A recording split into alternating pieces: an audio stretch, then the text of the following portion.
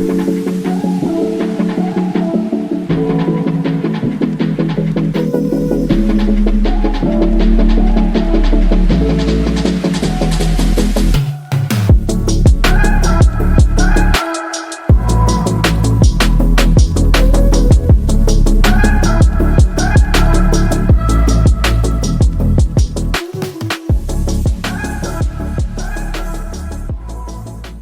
removing everything was quite simple.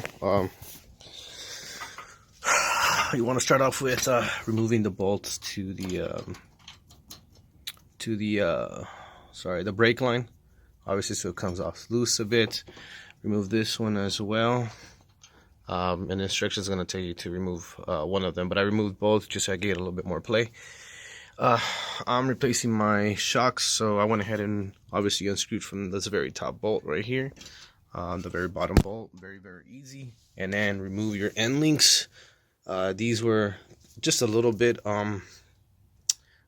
stubborn because, well, they're shot, so they just spin and spin and spin. So what I did is I put some I got a little play in between them, got some vice grips. Well, some vice grips would be better than these kind of grips, but obviously lock them in there and then twist the bolts. It helps that if you have a compressor with the air gun. But anyways, once you got all that out, pretty simple down to, I mean, it's very basic stuff. Again, remove these, remove this one, remove the strut, so obviously the axle doesn't hold on to it, and remove the end links. And I'm gonna go ahead and replace the end links and the shocks, so obviously I had to remove those. Then you drop it and it's just kind of just wiggling down there. And I already got the rear spacer installed. Now I've seen some people install them on the bottom, and other people put them on top. The instructions call us to put them on the bottom, so I'm gonna go ahead and slip them in this way and see how they work, because I know the insulator, at least, I don't know, these were replaced before, but the insulator on mine was at the top, so now it's telling me to put the insulator at the bottom. We'll see.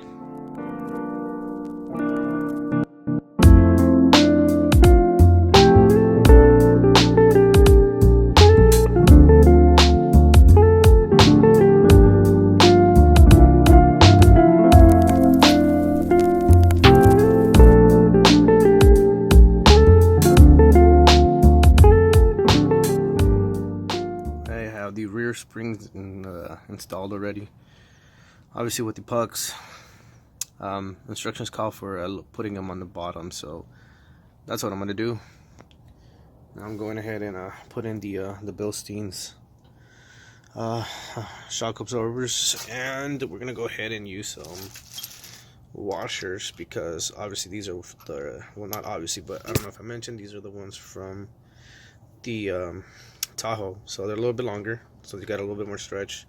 But the stock ones, the Trailblazers, have these little they come already the built-in spacers, so they could fit onto there, and obviously that's not going to fit on well, so we're just going to go ahead and use these washers and put them on. So I ran into some troubles with the okay, so here's the Bilstein, what is it, the Tahoe shocks. Anyways, the very top of it, this radius is actually too big to go at the bottom. So if you notice, these are actually flipped upside down. Now I don't know exactly what kind of negative impact this is going to have, but I also had to do is use washers in the center, and I used them all on just one side, because as soon as I took a couple steps back to check the how centered these were, that was actually the best fit. So these, let me see, the new end links, they look like they don't fit as well, obviously, without the lift, but seems like they're gonna do, and everything's already on. So with everything apart, obviously the hub, upper control arm is right there, lower control arm. I went ahead and removed the lower control arms because I'm not about to go through the whole hassle of just changing the bushings to save a couple bucks. Got the new one right there, so I think it's a lot better. It's a lot easier, and might as well just get it out of the way. A lot easier to just pull that out, put it back in. So I tore it down this side to see to get acquainted with it. So I'll show what how the other side breaks down. But it's not too bad of a job. I think the probably trickiest part is obviously these stupid end links, and then on the top it was a little bit difficult. It was just not enough space to get these bolts out, and I hear the driver's side is worse, so we'll see.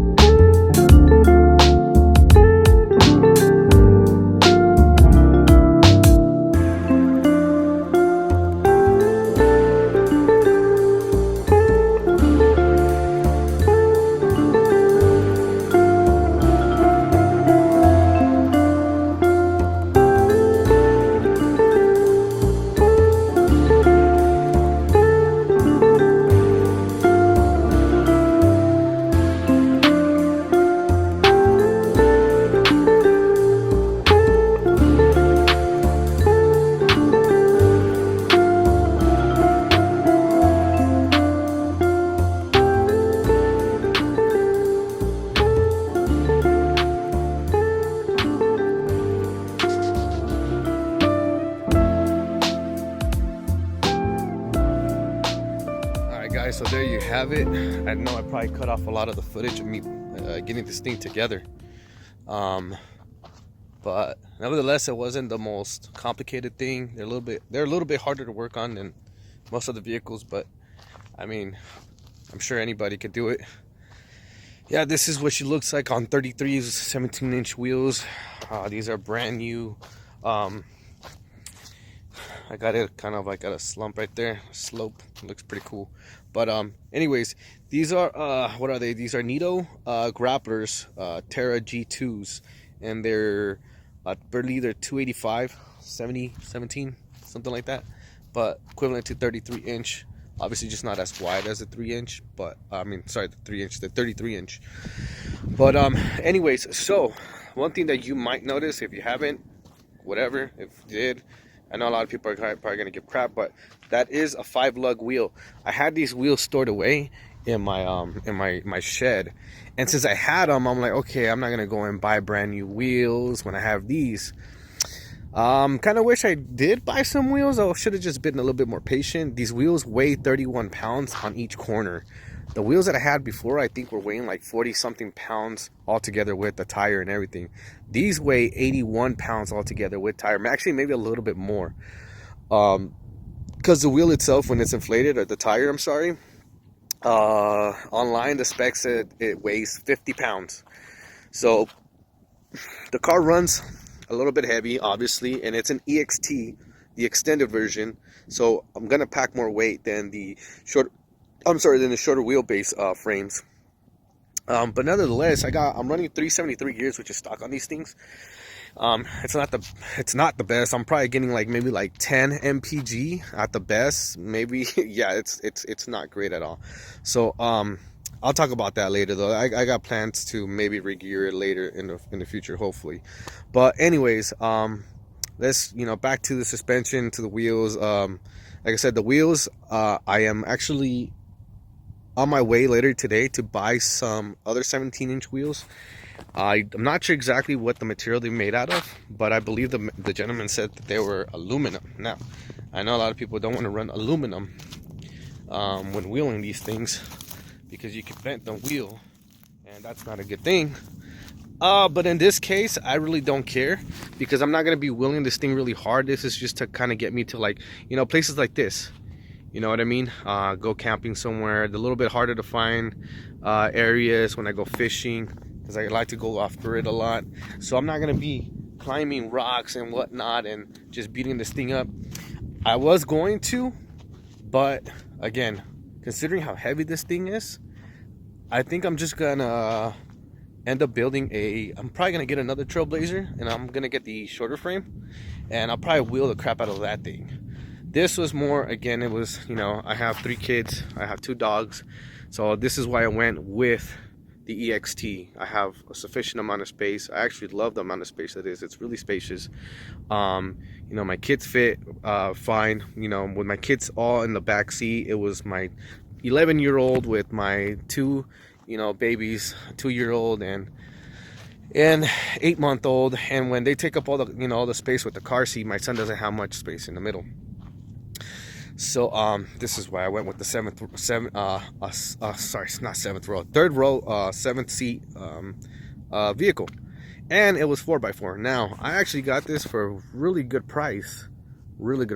Don't really want to throw it out there, but it was a good price. The car is running great. I was struggling with the P0016 code, and it's still kind of giving me that trouble, but it's a little finicky, so it goes away now, right? And it doesn't come back for a long time. Before, it was actually the minute I turned it on, right away, immediately it would turn on. Now, so what I did to tackle that was I actually replaced the VVT solenoid, and I replaced the camshaft and the crankshaft sensor. I relearned the crankshaft sensor.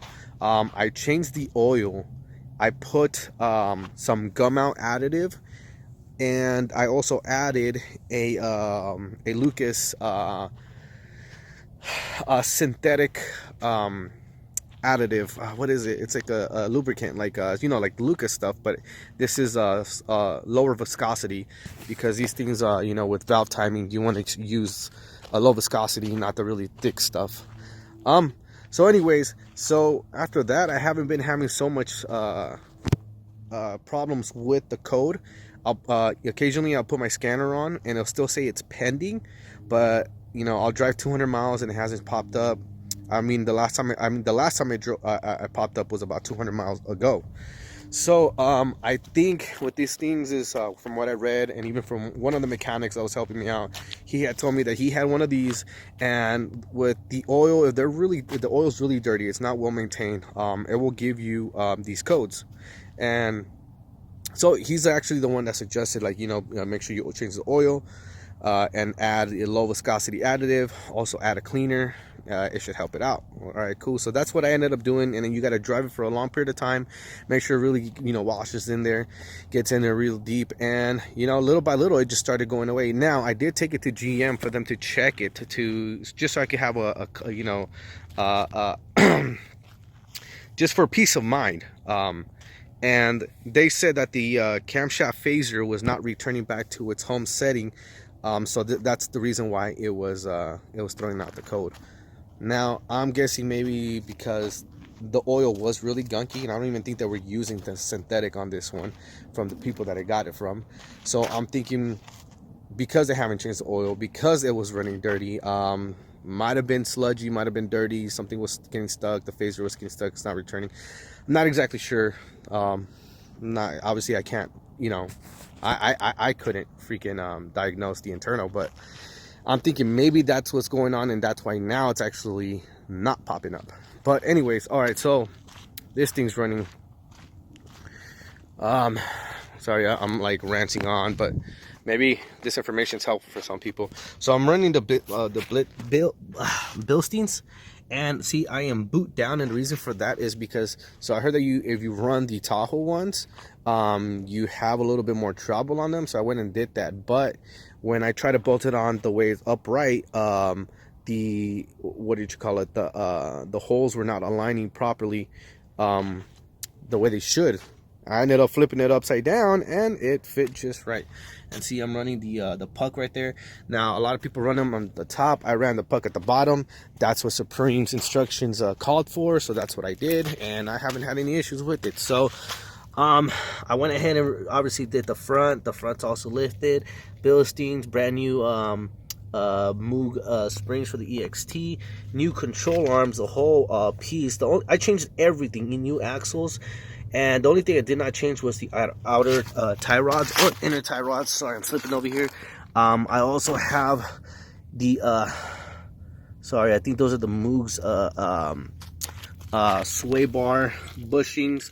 Also brand new end links. As you see, it's not really, that's coming off. That's not good. Okay, I'm gonna have to torque that down if I haven't already lost the damn. Oh, yep. This thing's gonna come off any minute.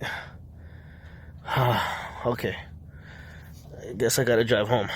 So that's not good, guys. All right, anyways, let me finish this off. Looks like that.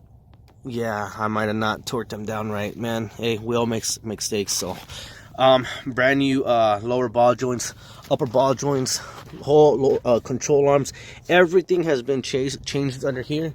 The end links on the other side as well have been changed. So I mean, on the rear, as far as clearance on these 33s, well, that's what it is. They don't rub at all in the back. In the front they did rub, and I'm running 2-inch spacers, wheel spacers. And so anyways, I had to cut this right here, and I'm actually gonna grind this down a little bit more. This side is fine, it's completely fine. It's the other side that still rubs a little bit, but I'm still gonna I'm gonna angle that just a bit more. Reason being is because I'm actually gonna not be running the sway bar links, so I want to get a little bit more flex. And then obviously I'm gonna go with the lighter wheels, but I'm gonna end up throwing 32-inch tires on here instead. I'm gonna donate these tires to my Silverado because it needs tires, And because honestly, you know, from all the stories I hear, the horror stories, these things blow out transmissions quite quickly. I don't have a transmission cooler on hand that I can put on to protect it, nor do I have the gears to obviously relieve some of that stress. So I'm just gonna downsize on weight and on tire diameter. It's not gonna look as cool, honestly. I don't even think it looks that great with 33s. If you have an EXT, I think you gotta go 37s, because the length on these things make the tires look so small. I mean, I've seen the 33s on the shorter base and they look freaking awesome. It looks almost like a 35 on these on the shorter base Trailblazers. And like I said, like these, it looks a little bit looks like it kind of skipped leg day. I mean, don't get me wrong, it looks a lot better than what it was from stock, you know. Certain angles look a lot more better, like right there. That looks really cool. Anyways, I got the basket on top. I went ahead and sealed all the corners anywhere where water could possibly get into, because this is an Amazon one and it works great. People say that you hear noise from it. I don't hear a damn thing.